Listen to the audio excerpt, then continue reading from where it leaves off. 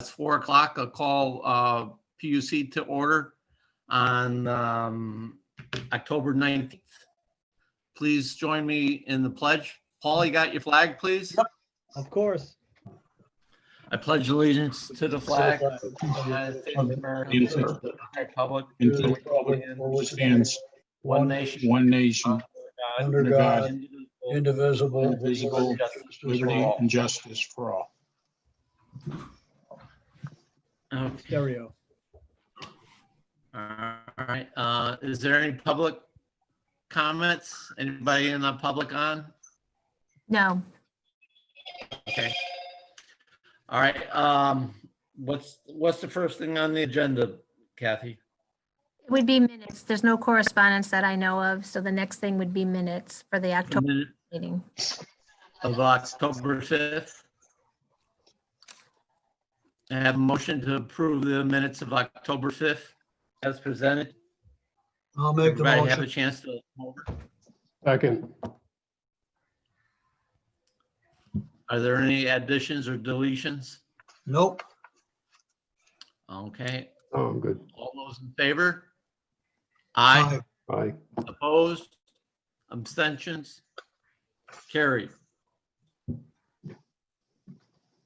All right, the next thing's financials for a financial report, and then after that would be the invoices. Bob Kozlowski's not here to do the financials. All right, so we're moving right along. But I think Tom might have an update, but I'm not positive, so. Well, the one thing I'll add to the, or indicate on the financials, the first page showed a deficit for the water. And I had put in for reimbursement on our 2 ongoing projects. I got an email today that they came in from the state. So we received a total of $1,270,883 and some change. So that would turn that deficit of 178 on page 1 there to a surplus of over $1 million. Great. And that's basically us paying out those projects as I've indicated along the way, and then getting reimbursed afterwards from the state. Super. Thank you. Okay, I have a question. sure. And this is on the water department side. It says, what's Kozlowski sent right here, water main maintenance, we spent $75,892.27. I go to page 6 as he's referencing it. I don't understand. Maybe somebody can help me here. It says majority of expense, was it Arnold Construction in Yeah, Connecticut? Arnold, no end there. Arnold Construction for $45,750 Yeah, and Connecticut Professional for $21,715. Basically, I think the bulk of those are both to the Greenwood Avenue main break. The liner job that we did under the railroad, those bills came in somewhat after the fact. Arnold was the liner contractor that we used. yeah, well, you know, what threw me was water maintenance, water main maintenance. That's how it's labeled in the, on page 2. Yeah, it's water main maintenance. It's in the right account number. Okay, Um, okay, fine. yeah, no, it's in the right spot. Okay, And those are the numbers you expected to see, Tom? Yes, yep. His bid was right on. And Connecticut Professional, he was basically doing the excavation, backfill and paving. So we didn't have a firm number because he had to open it up and close it up a couple of times, but he's done pretty well with us. He hasn't charged us for, he'll put on his bill all the equipment that he used, and then he would credit out, like if he used 2 dump trucks, he only charges for 1, certain things like that. So Okay. he's done pretty good for us. And- All right. Are you satisfied? Are you satisfied with what happened over there, that they had to dig that hole twice because they had the wrong liner? Yeah, Rich, I am. They didn't charge us anything extra for that. Yeah, there was some excavation involved, but it's just one of those things that happens. Yeah, all right. Well, as long as you're are okay with that, Thank you. so we're not paying for any mistakes. No, like I said, the liner contractor didn't bill us anything extra, so we just Okay. paid for, the contractor who had to dig and his time and material for that. All right. So what, I don't know if you have that now, Tom, but do you have a bottom line number of what that repair cost us I don't have it at my fingertips. I'll dig that out. And for the actually, next? we're not even complete yet because I think we're gonna have to come back and permanent pave both sides of the tracks. So Right, there's gonna okay. be some more expense involved before we get to the bottom line. All right, just so when it's complete, we can have a bottom line so we know what that repair costs. Yeah, I can dig out for next time. I'll dig out what we've paid to date. Okay. Thank you. Yep.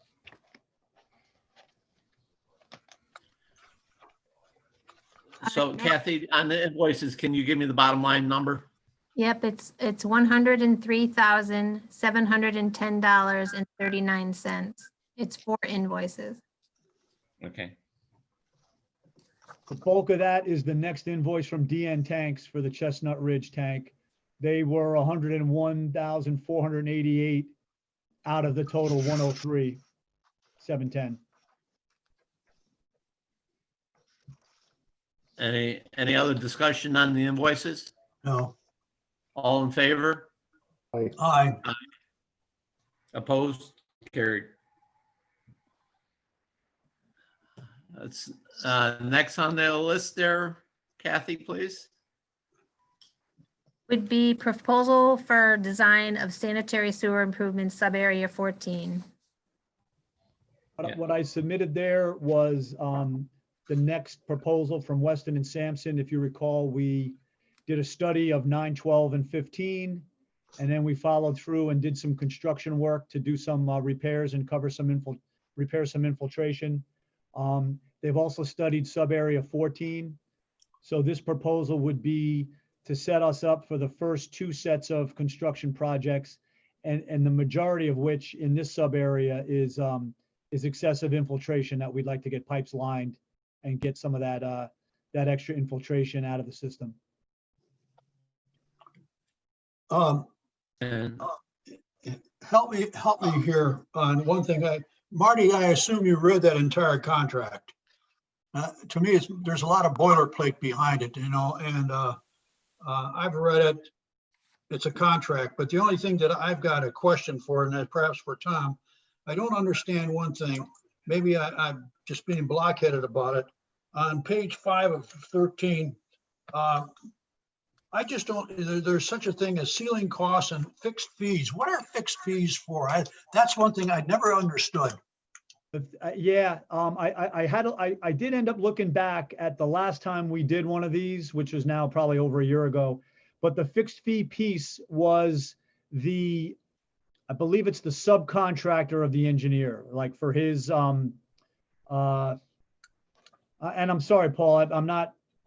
Yeah, I've got a question about that because that was a big question mark here, and I don't understand that. I know it was asked last time and it was answered. I think it's their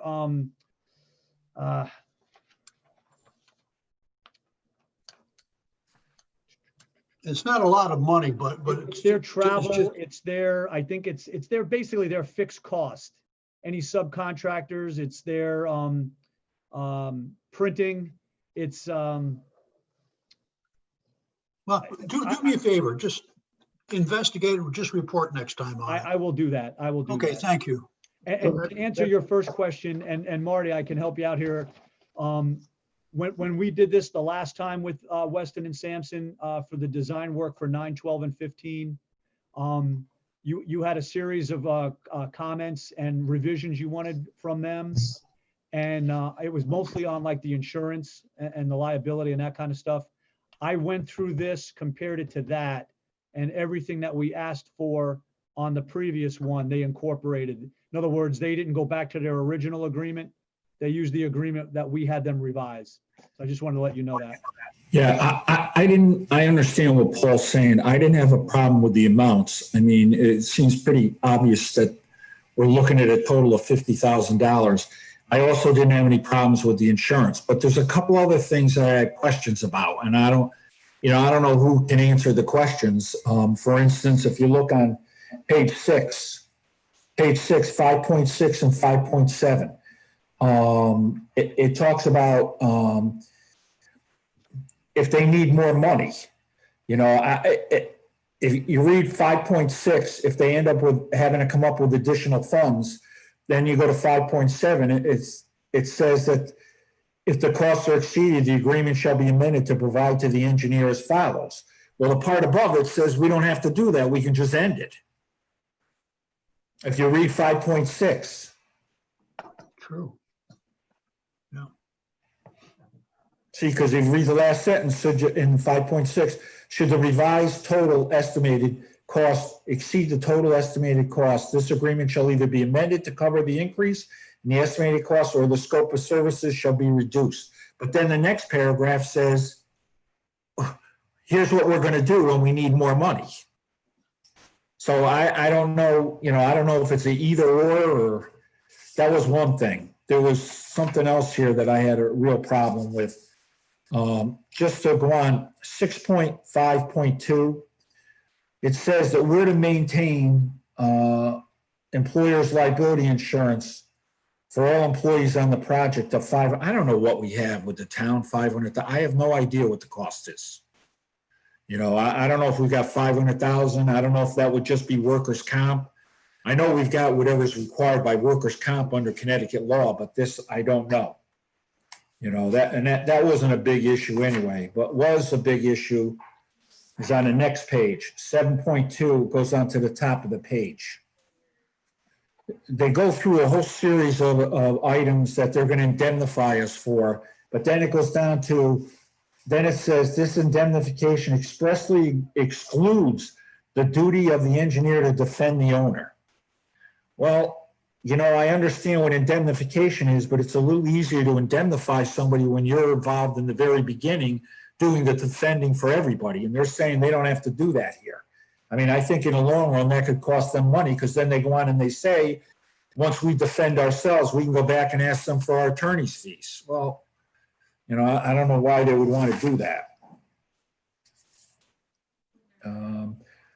I think there was one other thing, if you bear with me.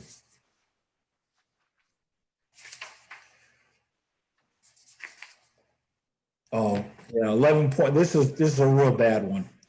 11.9 and 11.10, liabilities of engineers' responsibility during construction. Says the engineer shall not be responsible for the acts or omissions of any contractors or any subcontractors or suppliers or any contractor or subcontractors or suppliers, agents or employees or any other persons except for engineers' own employees and agents at the site or otherwise furnishing or performing contractor work. Are you kidding me? They're going to hire subs.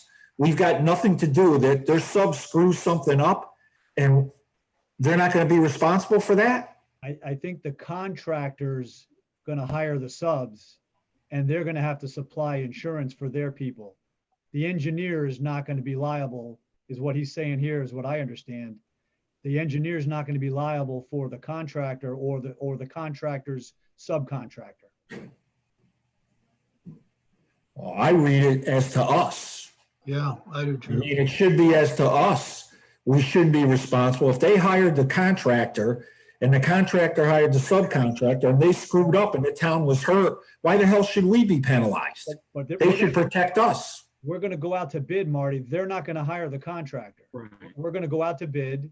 We're going to open bids, and then we're going to have a contract with, for instance, National Water Main Cleaning. That was a contract between them and us.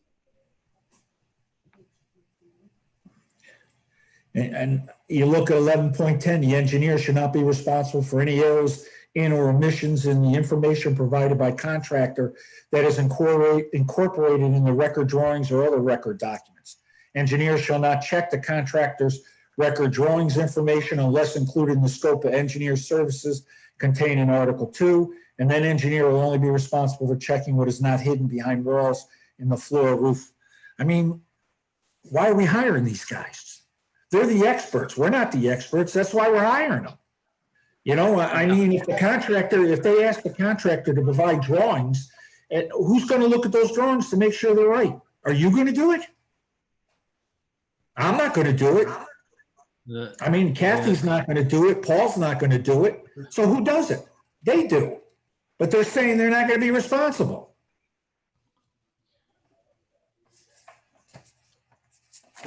Hey, Tom? Tom, Yeah, why don't we hold off on this and get these answers clarified for the next meeting? sure, we can do that. Marty, I think all of this language was in the last one that we okayed. So I guess I'll go back to them, or if you can Or have verbalize. talk to them directly. Well, if I missed that in the last one, sorry. Okay, But I didn't miss it on this one. can you send me something? I don't want to get your wording wrong, so I would prefer if you can, point out your, what you just discussed now. If you can get me something that we'll go back to them with, that would probably be that would get your answer to you as you need to, to get your question answered. All right. Or we can talk offline and I'll jot down some notes. I just want to make sure that I've got what you're looking for when I go back to them. Maybe you and I can probably do it on a conversation, I think. Maybe I'm being unfair to these people, but what's happening is every contract I see come through with the town of Bethel on there, it's brutal. It's absolutely brutal. Everything is in favor of the vendor and nothing for the town. And it's kind of like, we'll take it or leave it. And that's the way it's been for a long time. And I got to be honest with you, I'm getting sick of it. Okay. I mean, like I said, a lot of this is errors and omissions of the contractor. The engineer is not going to be expected to cover. So I understand that end of it. Well, but what I'm saying is, who's going to look to see what they're doing is right? They seem to be saying here, if the contractor does the drawings and the drawings are wrong, Well, they're off the hook. if you recall what we did on this, because this is kind of work that Kelly and I have not really done a whole lot of, we used them for construction admin when the work was going on. So now at that point, they're watching the contractor every day. This is the drawings we're talking about. This before you even get into that. Because it says here, the engineer should not be responsible for any errors or omissions in the information provided by the contractor that's incorporated into the record drawings. Well, who is? Okay. The record drawings are going to be the work that's done by the contractor when the job is done, with the work that was done in the field. I believe what we're going to end up doing is utilizing them to be there for construction admin to watch the contractor.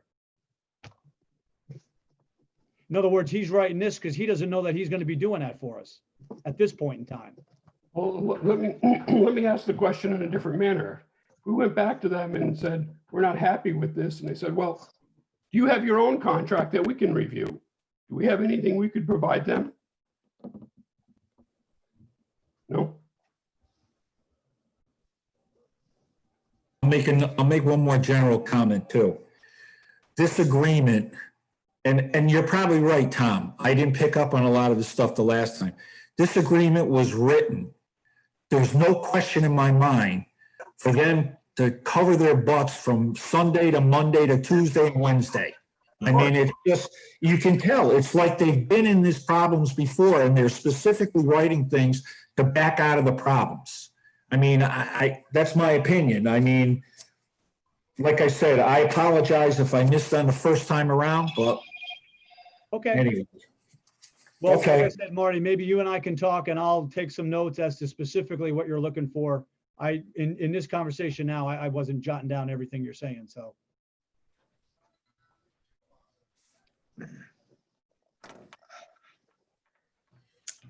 Okay, so let's, I don't think we need to table it because we didn't have a motion to discuss it. So, Tom, you work with Marty and get the details worked out and we'll talk about it next meeting. Sure. Thank you. Next. Well, I'm just, because there's a proposal for sub-area 14, then there was the amendment. So did we just discuss both of them? We did not. Okay, so what's All right. What's the other one? is the amendment to the agreement the next one? The second item is an amendment to the previous agreement that we have with Weston and Sampson to provide the design work for sub areas 9, 12, and 15. if you recall, we did some improvements in 9, 12, and 15. And at that time, we realized that there was some infiltration in sub-area 14. And we agreed to have them do some design work from 14, Plumtrees Road specifically, and incorporate that into the work they were doing for us right then and there, 9, 12, and 15. So this amendment is just to really formalize the fact that they did some of that work from 14 and they incorporated into the contract they had with us for 9, 12, and 15. So all they're doing with this is to formalize that agreement and indicate that one of the phases they were going to do for us with 9, 12, and 15, they already did by incorporating the work in sub-area 14. Does everybody understand that? Yeah, what I don't remember is what in the world is phase 3 that they're eliminating? The agreement had them doing 3 sets of contract work for us. So the work that we just did incorporated basically 2 of those phases by pulling in the sub-area 14 work. So now there's 1 more phase left to do. And that's the one they want to drop. I'm sorry? They want to eliminate that one. No, they want to basically say that the work that they did covered 2 of the phases. Correct. The work that they did for 9, 12, and 15, and the second phase being the work that they incorporated at the same time, sub-area 14. So what they're saying is they've got 1 more phase to finish for us. It was going to be a no cost, and they were going to do that design at the same time they were going to do the sub-area 14. But now we've got to wait a little bit until we get that agreed to. But they're going to eliminate phase 3, it says. Because they Yes. did phase 3 and phase 1. Correct. Is that right, Tom? Yes, they've done 2 of the phases. There's 1 more phase left to go. But why does it say they're eliminating phase 3? That's what I don't understand. Because they already did it in phase 1. That was They're the trying to sub-area clean up 14 their work. paperwork. Is that right? Say that again, Rich. I didn't hear you. Rich, If I can maybe interpret it and Tom can verify it, they did the phase 3 and phase 1, and they're just trying to clean up their paperwork to say that they already completed phase 3. Is that correct, Tom? Correct. They're saying that they've only got 1 phase left to go because they did 2 of them.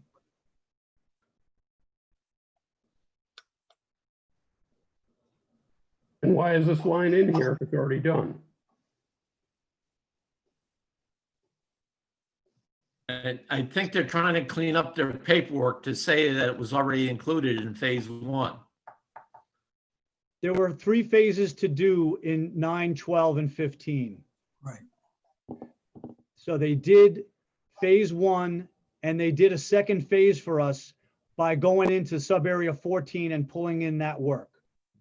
So there's only 1 phase remaining. Which I presume is phase 3.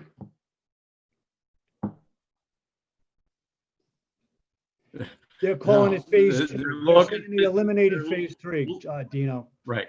So they're looking to do phase 2 now. Okay, let me ask it this way. When it's all said and done, is it costing us anything else or are we getting any less work done? It's not costing us anything more. There would have been more if they do this as a standalone. They were going to do this work at the same time they're going to do the sub-area 14 work. So when they do that next, if we square away with Marty and them on the previous agreement that we just discussed, they're going to do this one at the same time and there'll be a no cost Okay, Fine. or no additional cost. I think there's $2,300, give or take, remaining in that agreement. okay. So what are you looking for, Tom? A motion to approve? A motion to accept amendment number 2 to the agreement for engineering services between the town and Weston and Sampson. So move. Kathy, you got that? I'll second that with Marty approving the agreement. Marty, do you hear that? Yes, I heard. Okay, thank you.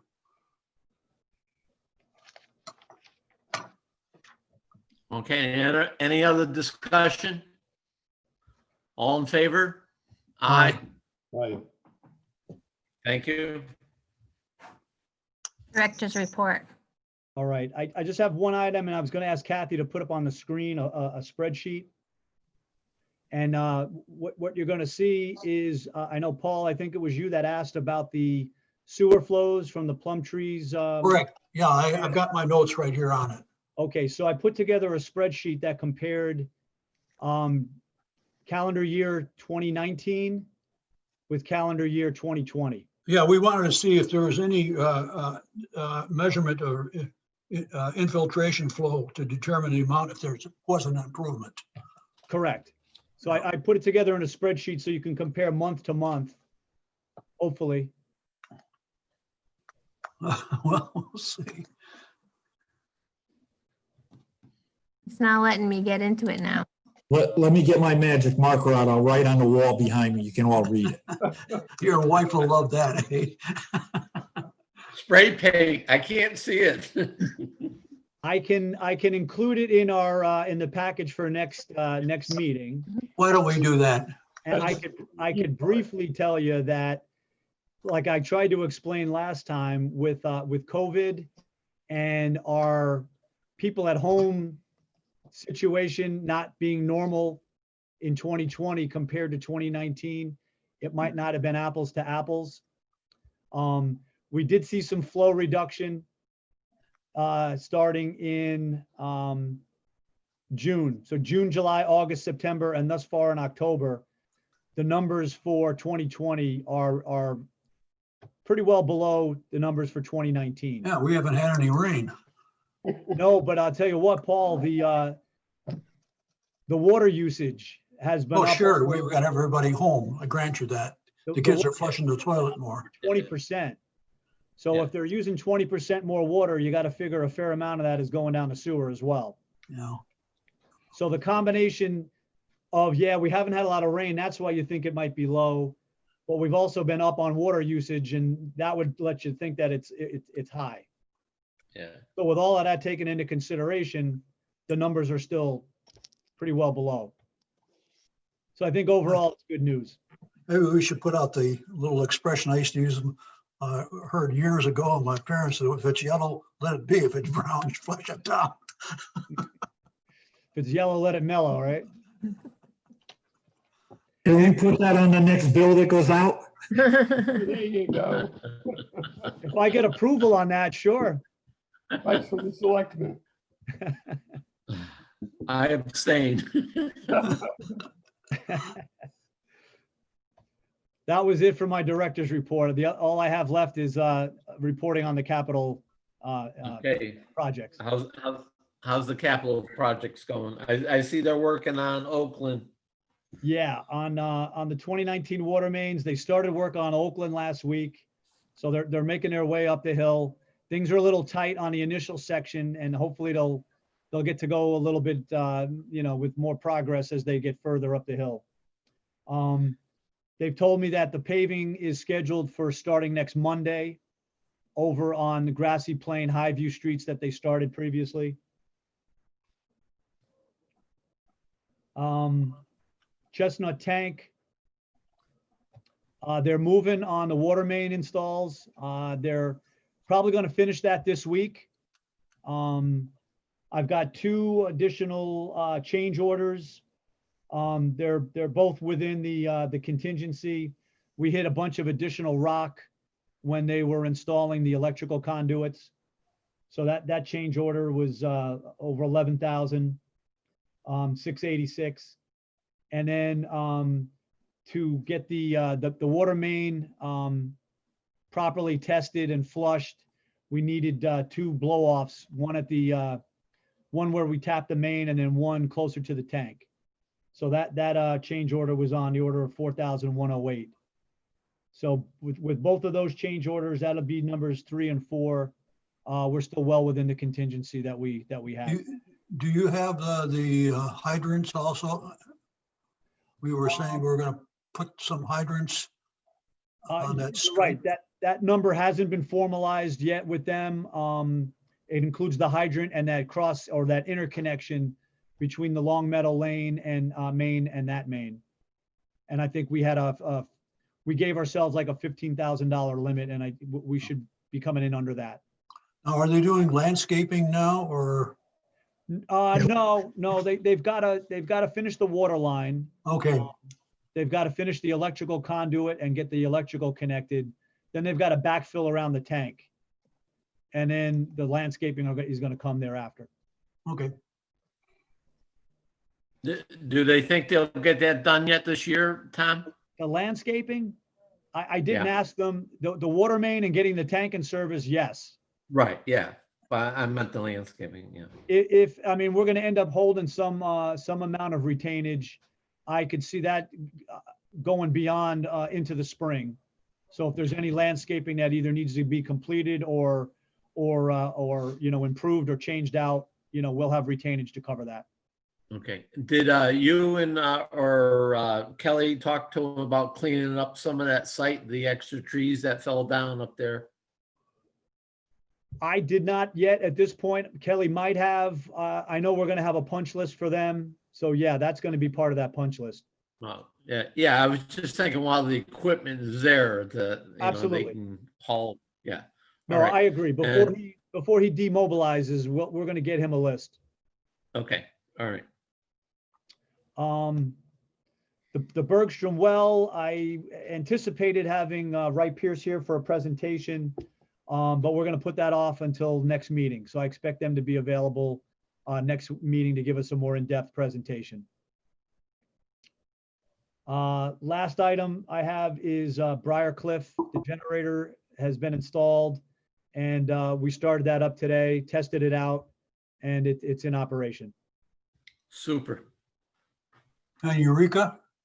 Eureka, the word I had, and I hadn't checked with him recently, was that it was to be delivered mid-October. So Okay, I will send him out a note and figure out where he's at this point. all right. I think his install was going to follow probably a week or two thereafter. All All right. right. My favorite question, Tom, is about up there on Briarcliff. Have you talked to Meredith about that expansion tank? I haven't spoken to Marius about it. No. Kelly and I have talked about, looking into that. I didn't want to get it in the middle of the Chestnut Tank project because it really was not necessarily related to that. So I Yeah. think that's going to be something we're going to look at on our own. It was just what I was hoping for while the contractor was there with equipment, that he could run say an 1.25 inch line in off that pressure main into the site. So we're in the site a ways. Rich, we could still do that. Like I said, I don't think that would be within the realm of the actual tank project. No, I understand that, but just while the contractor's there with equipment, if they ran into rock, he can get the rock out of the way and everything, rather than have another contractor go in there next year and then dig up everything. Yeah. Okay.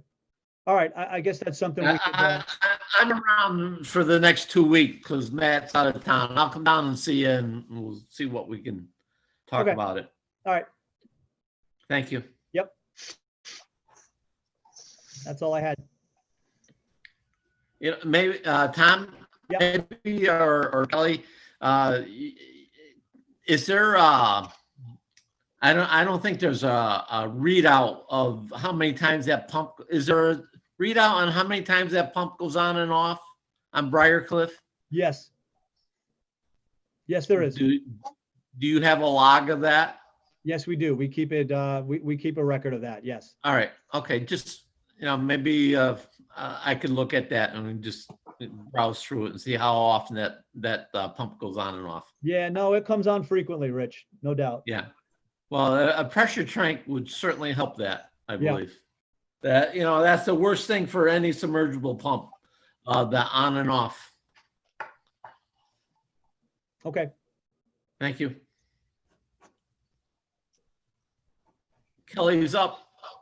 Okay, to start with the tank, Rich, I did talk to them regarding the trees down and back and also in the driveway that goes up to Marie's house. I took pictures just so I have it there also.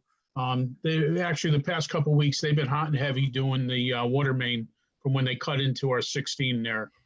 But it's definitely on the list, and I have no problem with those guys cleaning it up. I know they will if we ask them to. Yeah.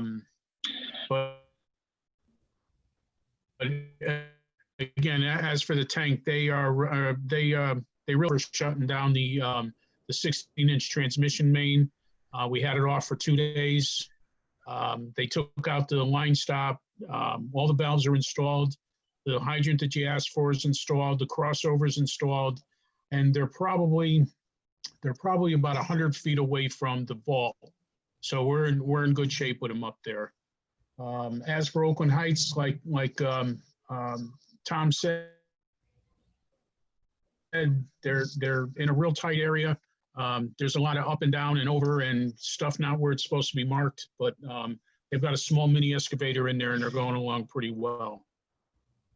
Other than that, I really don't have a lot in the past 2 weeks. I'm waiting on parts for Stony Hill status quo.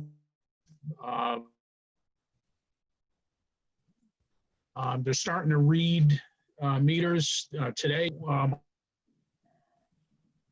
I've got the new guy going with Rick to really learn on this meter reading, and I'm having a chip sheet together so that they can plug along with that. And as for hydrants, I was out there.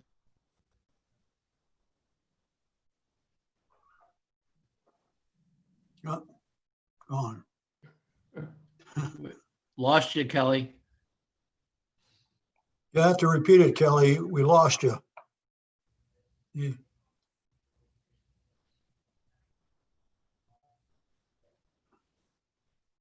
frozen.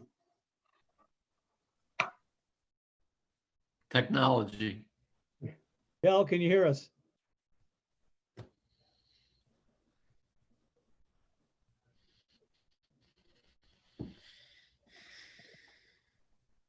Can't hear you. Muted. You're muted right now.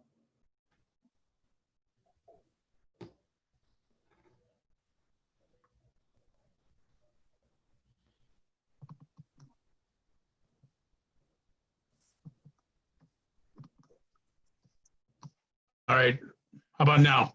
That's better. All right, my apologies. Yeah, as for Hickok, I was talking about the hydrant there.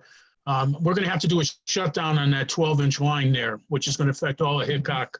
But I do want to get that one done before the fall while we're still paving, because that's really the only one that I'm going to have to get some asphalt on. But I am pursuing that. I marked out a couple of valves, and we're going to trace the main tomorrow and just see where we stand with that. But other than that, status quo on the water and sewer.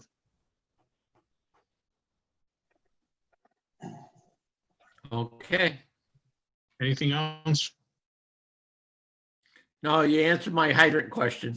Yeah. You know, there was an issue with a electrical power line on Milwaukee that one of the ratepayers got on Facebook and did some complaining about.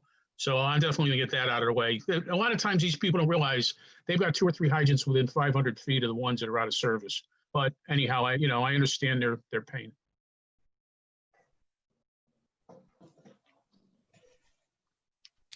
All right. Tom, anything else? Nope, I'm good. All right. So until the next meeting, a motion to adjourn. Anybody else have anything else? Okay, motion adjourn. Paul seconded it. All in favor? Aye. Aye. Thank you. Good night. Good night. Good night, everybody. Stay safe.